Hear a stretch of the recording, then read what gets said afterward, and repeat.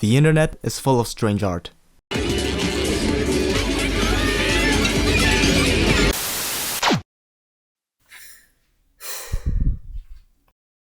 Especially here on YouTube, many different works can be seen today that probably wouldn't have aired on traditional television. Take alternate reality games, multiple choice films, or the recent comeback of creepypastas. Creators now have a more accessible platform and are free to interact with their audiences in ways never seen before. And one example of an indie animator has recently caught my attention. It's a 6-episode playlist of some short animations on his channel, really getting into the more mysterious and intriguing parts of it, and it really left me wanting to talk about it for a moment. So let's go ahead and take a look at this series that, if you haven't watched, I highly recommend you do.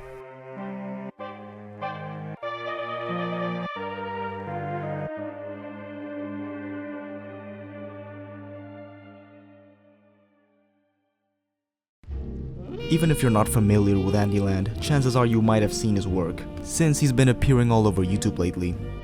He uploads short, looping animations depicting different characters and worlds in a pixel art or low poly art style. Some of his animations are blessed and adorable, while others are rather disturbing and borderline cursed.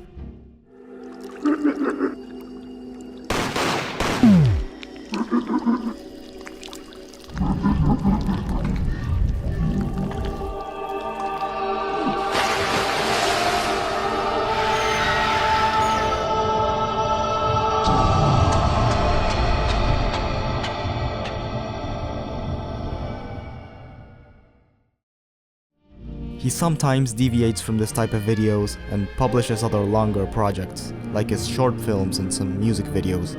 Occasionally, he goes beyond the realm of animation and into game developing, most notably the current game that he's working on, which we might explore in detail another time. But that's not what we're here to talk about. See, every time that he gets a year older, he uploads an animated short that represents a different personal struggle that comes along with getting older, leaving behind your youth, and facing the new problems that come along with that.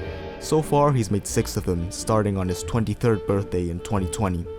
The story follows our protagonist, who always has the same dull, smiling expression on his face, having birthday celebrations every year that end up being more bizarre and twisted as opposed to what you would normally expect of a regular party, when they've stopped feeling so special and enjoyable as they once were before. Take the first video, for example, where he's seen suffering in a party room, screaming and moving desperately until he's taken away by shadow figures.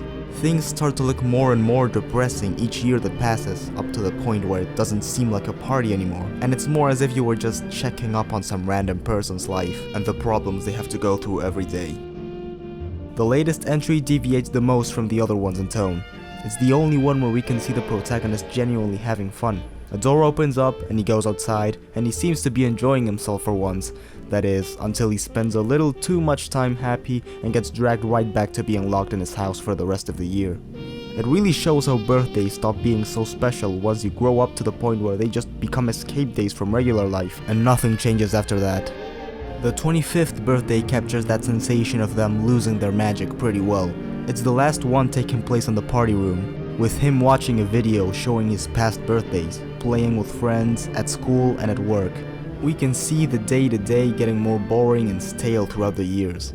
In one part, we can even see the protagonist getting sad, but covering it up with a smiling mask, with the very same look that we still see plastered on his face to this day.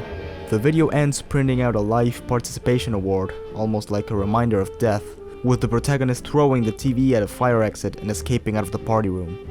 And that explains a lot, really, about the mask. On his 23rd birthday, it looked like he was stuck inside a fake smiling body, internally screaming, fighting to break out of it, almost as if it were an empty shell he got transported to when he reached adulthood.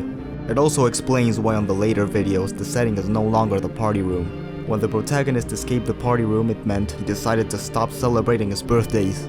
That day isn't important to him anymore, and now it's just more of the struggles of becoming an adult.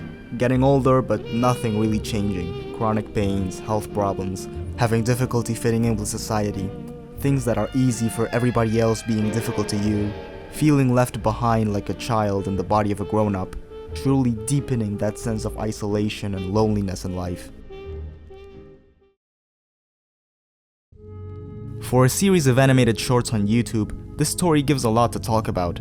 But looking past all of the creepy imagery and potential commentary on societal expectations and mental health, one thing I can say is it really puts the concept of a quarter-life crisis into image. There's just something about the unsettling virtual look, the intentionally bit-crushed quality, and the strangely fitting music choice of the videos that give him such an isolating vibe.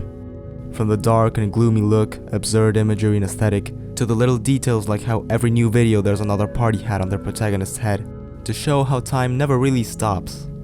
Quite like the author, the character is aging over time, and we are seeing him go through life, one update per year.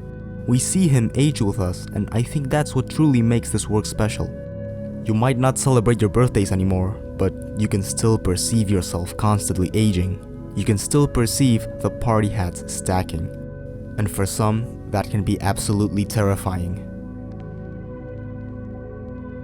These videos have been releasing since 2020, which doesn't seem like a lot of time ago, but it just so happens that 5 years have passed since. We're already well into the middle of the decade, and it's strangely surprising how much has happened since the pandemic times. Andy Land himself has aged from 23 to 28 in the whole process.